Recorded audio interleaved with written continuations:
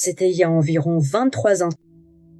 J'avais reçu un appel de mon meilleur ami qui avait découvert qu'il avait une leucémie et il devait aller à Seattle dans un hôpital de recherche et il avait besoin de 2 accompagnateurs.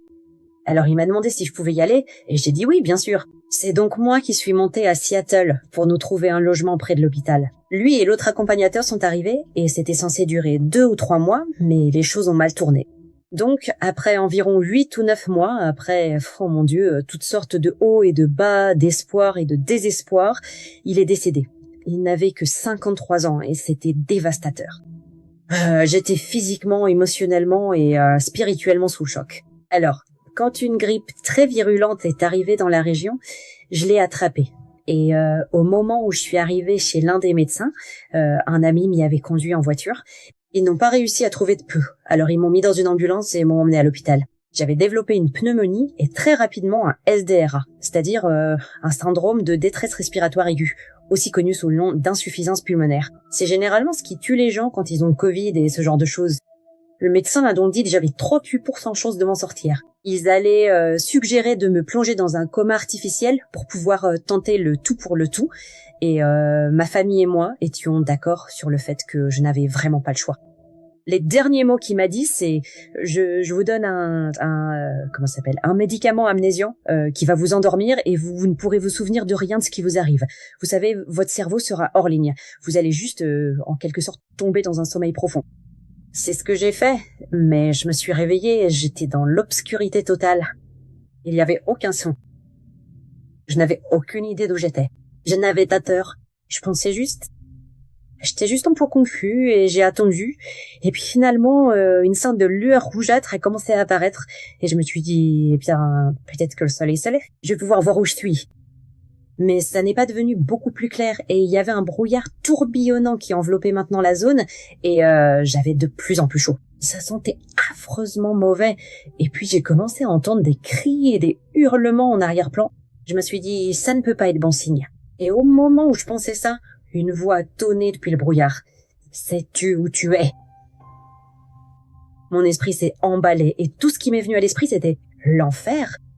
Et la voix a répondu en tonnant avec un rire maniaque. Alors je me suis mis à courir, j'ai tourné à gauche et je me suis élancée dans l'obscurité. En courant, je me suis arrêtée et puis tout à coup, des lumières vives ont jailli et je me suis retrouvée dans une ville bombardée.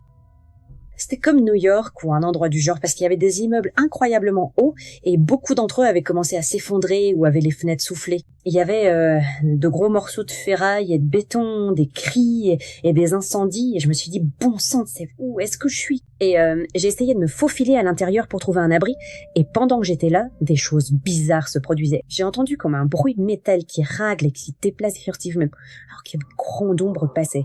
Et je me suis dit eh bien mince, peut-être que ce sont des extraterrestres. Et puis, ce groupe de personnes qui ressemblait à, je sais pas, une sorte de survivant en haillons est sorti de l'obscurité et m'a dévisagé. Et je ne me sentais pas en sécurité. Et je me suis dit, tu sais quoi? Peut-être que je peux aller trouver un intérieur de bâtiment ou quelque chose comme ça. Et j'ai commencé à courir.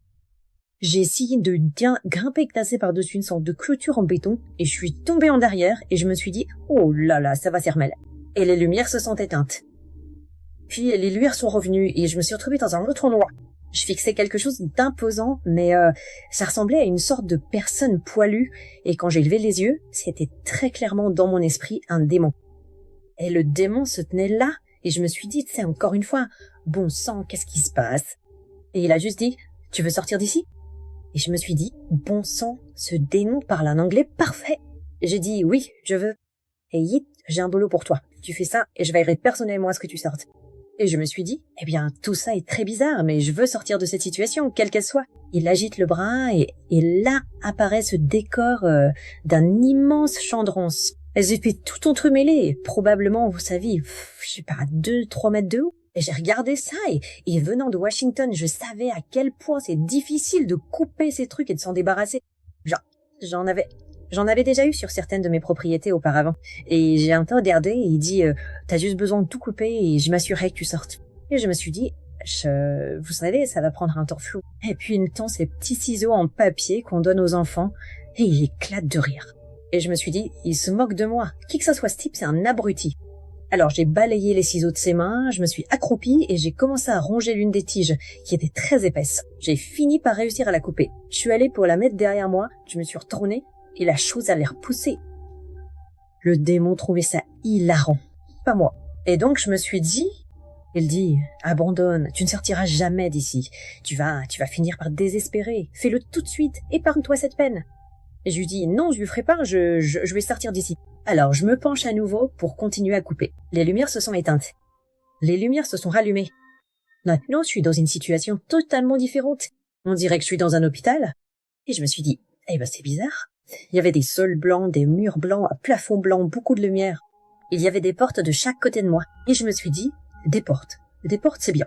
Mais quand j'ai levé les yeux, oh non, il y a encore un de ces trucs démoniaques au bout du couloir. Ils semblent tous porter une matraque, un bâton ou quelque chose du genre pour être menaçants.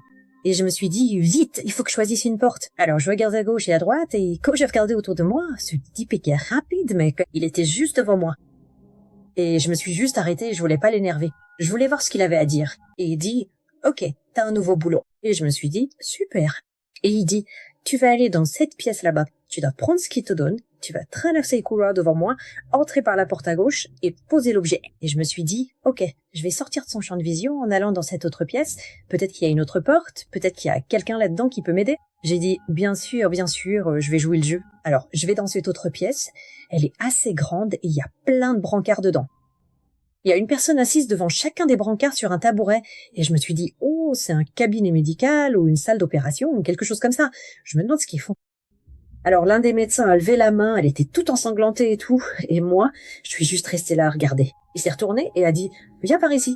Vous savez, je me suis dit « Oh, du boulot ». Alors j'y suis allée, et il a dit « Eh bien, tends les bras ». Et c'est ce que j'ai fait. Et il avait pris quelque chose à une femme allongée sur ce brancard, et c'était tout ensanglanté et horrible. Et il l'a ramassé, il me l'a balancé dans les bras en disant « File ». J'ai pensé « Oh ». En regardant vers le bas, je me suis dit « Oh mon Dieu, je sais ce que c'est ». Je suis allée dans le couloir et le démon a juste pointé l'autre côté. Et j'étais donc sous le choc. Je suis allée de l'autre côté et quand je suis entrée dans cette autre pièce, mon Dieu, elle était aussi grande qu'un Costco. C'était immense. Et il y avait tous ces tas et ces tas de ce que je portais dans mes bras. Alors j'étais horrifiée et j'ai posé la pauvre chose par terre, je suis retournée au milieu du couloir et le démon dit « Retourne-y, c'est ton travail ». Et je dis, non, je vais pas faire ça, c'est dégoûtant, c'est horrible, c'est immoral et je vais pas le faire. Et il dit, oh mince, tu n'as aucune idée de ce que tu t'attires maintenant. Et il a levé ce gourdin comme s'il allait me frapper. J'ai fermé les yeux et les lumières se sont éteintes. J'ai ouvert les yeux quand les lumières se sont rallumées. Cela s'est reproduit de nombreuses fois. Entre-temps, bien souvent, je me retrouvais sur la route, ce qui était juste quelque chose. Quand les lumières s'allumaient, ce n'était pas aussi brillant. Et tout ce que je pouvais voir, c'était peut-être 1 mètre ou 1,20 m de ce qui ressemblait à un chemin de terre. Et ça partait à gauche, et ça partait à droite, et je pouvais rien voir. L'horizon avait juste cette lueur éternelle, comme si un feu de forêt arrivait vers vous, ou quelque chose comme ça. Pas d'étoiles, pas de lune, juste crépuscule et la route. De temps en temps, je me disais, je vais tourner à droite, vous savez, comme si j'étais dans la circulation, et prendre la route pour voir où elle mène. Peut-être qu'elle me sortira d'ici. Il y avait un tas de pierres ici. Il y avait un trou là-bas. C'était très ennuyeux. Le truc quand on est de l'autre côté, c'est qu'il n'y a pas de temps. Vous savez, il n'y a pas de montre, il n'y a aucun moyen de mesurer combien de temps vous restez là. C'est juste toujours le présent. Mais j'avais l'impression d'être sur cette route depuis très longtemps. À un moment donné, je me suis dit, bon sang, je crois que ce truc est un tapis de course. Un immense tapis de course. Peu importe la distance que je parcours, je n'arrive nulle part. Mais ensuite, boum, les lumières s'éteignaient et les lumières se rallumaient. Sur la route, il m'est arrivé de rencontrer des personnes vivantes. Je comprends qu'il est très rare pour les personnes ayant vécu une expérience de mort imminente de voir des personnes vivantes. Il y a une dame appelée Emily qui écrit un livre là-dessus en ce moment. Mais une fois, j'étais sur la route et je sais que je n'ai jamais eu l'impression d'être mort. J'ai juste toujours senti que c'était moi, parce que j'avais faim, j'étais fatiguée, j'avais soif et j'avais peur. Et en marchant sur cette route, tout à coup, j'ai senti une odeur vraiment délicieuse. Et je me suis dit, oh mon Dieu, qu'est-ce que ça peut bien être? Et j'ai un peu accéléré le pas et en arrivant là-bas, j'ai remarqué que c'était étrange. Il n'y a rien nulle part, mais il y a un homme assis sur la gauche dans une chaise. Et puis sur la droite, il y a cette femme qui s'active autour de toutes ces tables elles étaient empilées de nourriture et de mets de liqueur. comme pour un banquet de mariage, vraiment spécial ou quelque chose du genre. Et quand j'ai regardé la dame qui préparait tout ça, je me suis dit, oh mon Dieu, c'est une de mes proches, une personne très proche. Nous sommes de très bons amis. Et je me suis dit, quelle chance. Encore une fois, je m'habituais au fait que c'était ma nouvelle réalité et je lui dis je. Vous savez, j'ai prononcé son nom et elle m'a regardée, mais elle avait l'air confuse. Et je me suis dit, eh bien, c'est étrange. Et j'ai dit, excusez-moi, je me rends compte que vous êtes très occupé ici, mais si vous pouviez juste me préparer une petite assiette de n'importe quoi et un verre d'eau, je ne vous dérangerai plus. Et elle m'a juste regardée et a dit, eh bien, ceci est pour les personnes importantes. Et je me suis dit, zing, ça a fait mal. Et j'ai dit, désolée de vous déranger, vous savez. Et je suis repartie sur la route. Une chose assez désagréable est arrivée sur la route. Je marchais tranquillement et j'étais plutôt content d'être sur la route parce qu'à chaque fois que j'arrivais sur un nouveau tronçon, c'était pire que le précédent. Je m'y sentais un peu plus en sécurité. Mais cette fois, quand j'ai levé les yeux, et c'était difficile de voir, il y avait un groupe de personnes qui s'agitaient. Malheureusement, ils n'arrêtaient pas de faire des allées et venues sur ma route et ils boitaient et marmonnaient dans leur barbe. Ils étaient en guenilles. Et à mesure que je m'approchais, j'ai un peu ralenti et je me suis dit, ce ne sont pas des gens en bonne santé et ils ont l'air dangereux. Mais j'avais peur de quitter la route parce que je savais pas où je me retrouverais. Alors je me suis dit, bon, d'accord, je vais juste ralentir le pas, je vais baisser les yeux, je vais marmonner un peu, je vais commencer à boiter, et peut-être qu'ils ne remarqueront pas que je suis pas l'un des leurs. Je suis donc arrivée à peu près au milieu du groupe, et ils se sont tous figés. Alors je me suis arrêtée, et j'ai attendu. Et les femmes, qu'on pouvait seulement distinguer, leur visage était un peu couvert de châle. Toutes elles avaient genre des jupes, mais elles étaient toutes en lambeaux. Et elles se sont éloignées de là où nous étions, et les hommes se sont rapprochés. Et je me suis dit, oh là là, ça va pas bien se passer. L'un d'eux s'est approché et m'a frappé en pleine poitrine, me faisant tomber à la renverse par terre. Un autre s'est approché et m'a donné des coups de pied, puis ils m'ont sauté dessus et ont fait ce que font les bandes d'hommes indisciplinés aux innocentes et aux femmes qui ne sont pas protégées. Et ça a été une expérience terrible. Ça a duré longtemps et puis finalement ils ont commencé à reculer. Et l'un d'eux s'est penché et a mis son visage juste devant le mien. Et son haleine était fétide. Et il a dit, nous avons tous le sida. Et maintenant, toi aussi. Et tu ne peux pas mourir. Tu vas juste tomber de plus en plus malade et tu deviendras comme nous. Et un gros morceau de sa joue est tombé. Et j'ai pensé, oh mon Dieu. Et puis il a reculé. Et je suis juste restée assise là, sans savoir quoi faire. Et puis cette femme démoniaque est arrivée et ils ont en quelque sorte reculé. Et elle a dit, viens avec moi, t'es l'une des nôtres maintenant. Et j'ai dit, rien. J'ai juste rassemblé mes haillons, je me suis levée et je l'ai suivi. Et alors que je le faisais, le reste, probablement environ 10 ou 12 autres femmes dans mon état, nous nous sommes toutes mises en ligne. Et quand nous sommes arrivés à la lisière de la forêt, je me souviens qu'en sortant, tout ce que je pouvais voir, c'était comme un sol couvert de neige, comme une toundra. Et le vent soufflait, il neigeait, et nous n'avions que des haillons. Et donc elle a dit, mettez-vous en file indienne. Et nous l'avons suivi. Et encore une fois, sans notion du temps, je pouvais pas juger combien de temps nous avons marché dans cette neige glaciale. Mais au moment où nous sommes arrivés à destination, j'ai fait une sorte d'expérience de sortie de corps où je me suis élevée comme un drone, j'ai regardé en bas et je nous ai vus marcher sur ce long chemin et la neige nous arrivait à la poitrine. Et il y avait juste je pouvais voir le chemin que nous avions parcouru qui s'étirait au loin. Et puis je suis revenue à moi.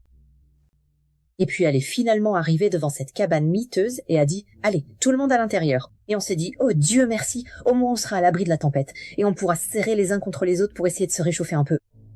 Et on s'est tous entassés à l'intérieur en se disant « Oh mon Dieu !» Il n'y avait aucune isolation, les fenêtres n'avaient pas de vitres et on était gelés, assis sur ce sol.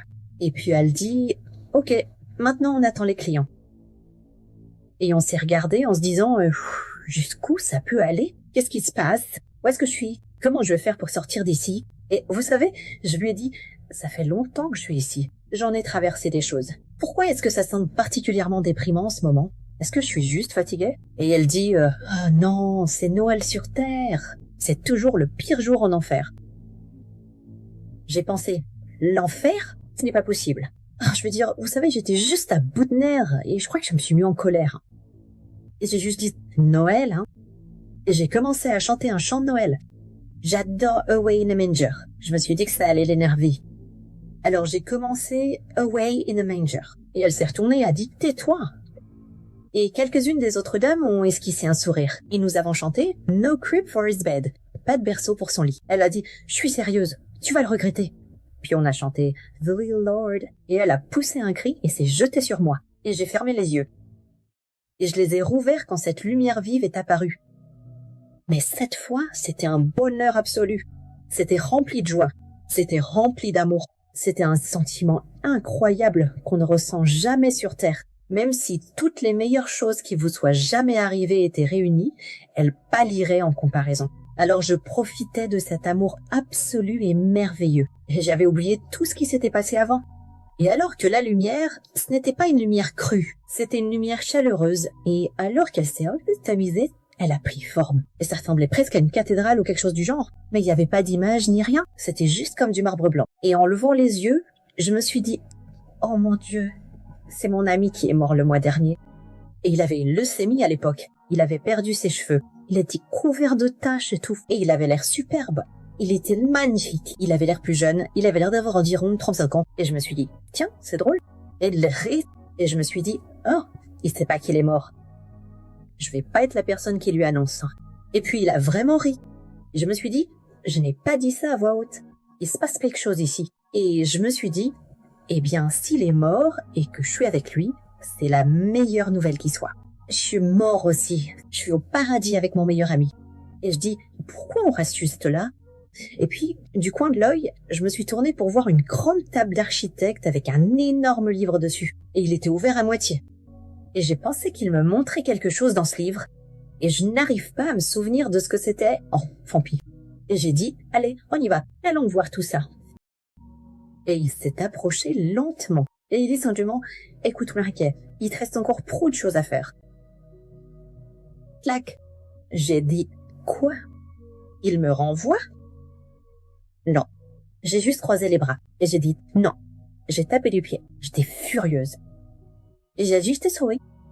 Et tout est devenu noir. Et puis les lumières sont apparues et elles étaient trop vives. Et oh non, il y avait des silhouettes qui s'agitaient en bas de là où j'étais. Je pouvais pas bouger. Je pouvais pas parler. Et une personne s'est retournée et j'ai pensé, oh mon Dieu, je suis de retour en enfer. Et j'ai dit, maman est de retour. Et il m'a regardé tous et j'ai pensé, je crois que c'est ma famille.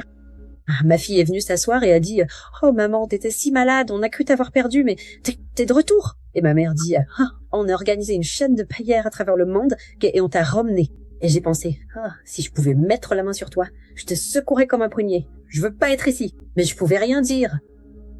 C'était une bénédiction. J'aurais été impoli. Donc j'étais de retour et je me disais « Il reste trop de choses à faire et je peux pas bouger, je ne peux pas respirer, je ne peux pas parler. » Je pesais 39 kilos. Je n'avais plus aucune masse musculaire. C'est pour ça que je pouvais pas bouger. Et ça allait être... J'avais passé 3 semaines en soins intensifs.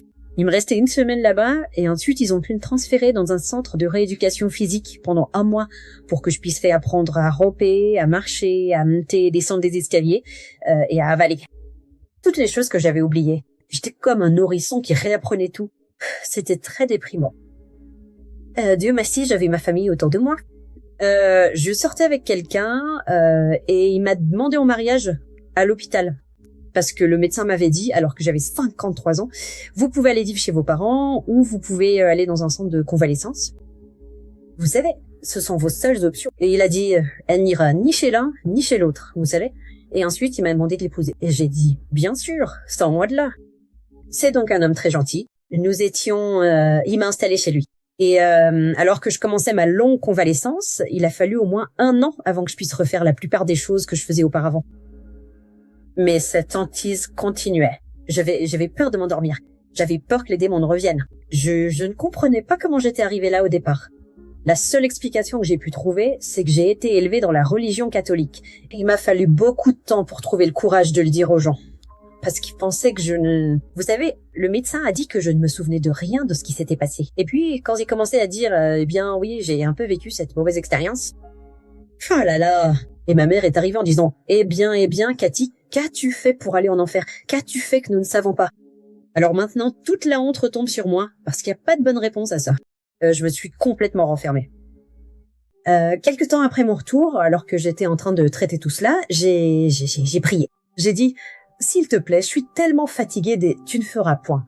Donne-moi quelque chose de simple que je puisse faire chaque jour pour rester sur la bonne voie et me souvenir de mon objectif. Et les mots sont venus deux par deux, parce que j'avais du mal à me souvenir des choses après tous les médicaments qu'il m'avait donnés. Et Dieu a dit d'être aimant et gentil, miséricordieux, indulgent, encourageant, reconnaissant, sans jugement et utile. Et utile était pour moi le plus difficile à dire. Eh bien, qu'est-ce que ça veut dire? Mais cela signifie trouver sa raison d'être. Vous aviez prévu une raison d'être en venant ici, et puis une fois que vous l'avez trouvée, c'est merveilleux. Ma raison d'être est de diffuser ce message. Et encore une fois, c'était il y a encore trop de choses à faire. C'était il y a 23 ans, et pendant très longtemps, je me suis dit, eh bien, d'accord, il me fait écrire un livre. Vous savez, la voix n'arrête pas de dire « tu dois écrire tes mémoires à ce sujet et les faire connaître aux gens ». C'est à ce moment-là que le Covid a frappé. Et là, je me suis dit, comment cette femme à Gigi Arbor dans l'État de Washington va-t-elle faire pour diffuser ce message? Et puis j'ai reçu un email d'un podcasteur en Nouvelle-Zélande qui disait « j'ai entendu parler de votre histoire. Voulez-vous participer à mon émission ?» Je savais même pas ce qu'était un podcast. Je pensais que j'allais voir aller en Nouvelle-Zélande. Elle m'a dit « non. Il existe un truc qui s'appelle Zoom. C'est vraiment bien. » Donc j'ai fait plus de 113 podcasts de ce genre au cours des 3 dernières années.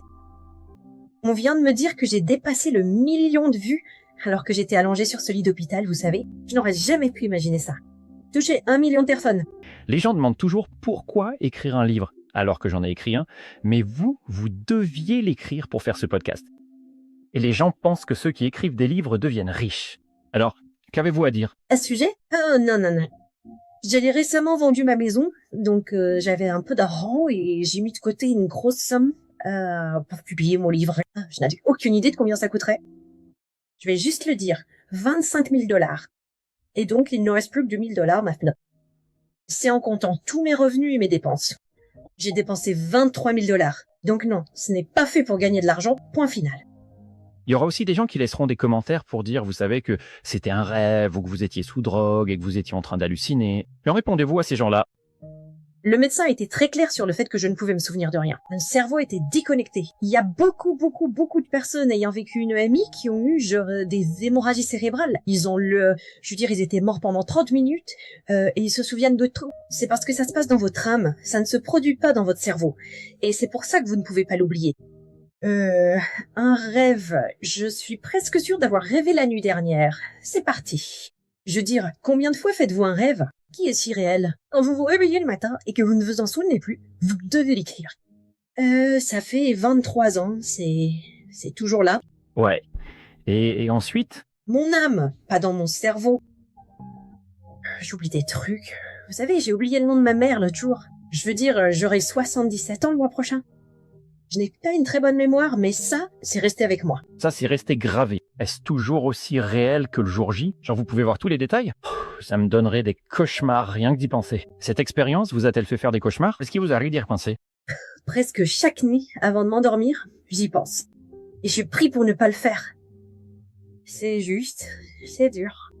Rien que d'en parler. Ouais, on dirait que vous pourriez faire un état de stress post-traumatique à cause de ça. Oui, je suis allée voir un thérapeute, 2 ans après l'expérience. Je n'arrivais pas à arrêter d'y penser. Je me suis dit, peut-être que si je l'écris. Et c'est là que j'ai commencé à écrire des choses. Je l'écrivais simplement et je le mettais dans un tiroir. Et je me disais, si seulement je pouvais sortir ça de mon esprit. Et c'était la première personne avec qui j'ai pu m'asseoir et qui m'a vraiment écoutée. Je la payais. Et elle prenait des notes et j'ai dit, alors, qu'est-ce qu'on fait? Elle m'a dit, eh bien ma pauvre, je suis désolée, je dois inscrire un stress post-traumatique dans votre dossier. Et j'ai dit, d'accord. C'était tout. Oh, génial. Maintenant, j'ai une étiquette. Je suis dingue. Oh, génial. Mais ouais, c'est bien un stress post-traumatique. On ne s'en remet pas. Et vous savez, même les personnes qui ont vécu des EMI positives ont un stress post-traumatique. Parce que quand vous êtes dans ce bonheur, cette beauté et ce foyer, le paradis, c'est chez soi. Et quand vous sortez de là, vous avez un tel mal du pays, c'est fou. Ça ne disparaît pas. Donc, ils ont même un stress post-traumatique. Mais ensuite, si vous ajoutez les 3 sur 10 d'entre nous qui, vous savez, qui ont en plus des expériences traumatisantes, on est en vrac.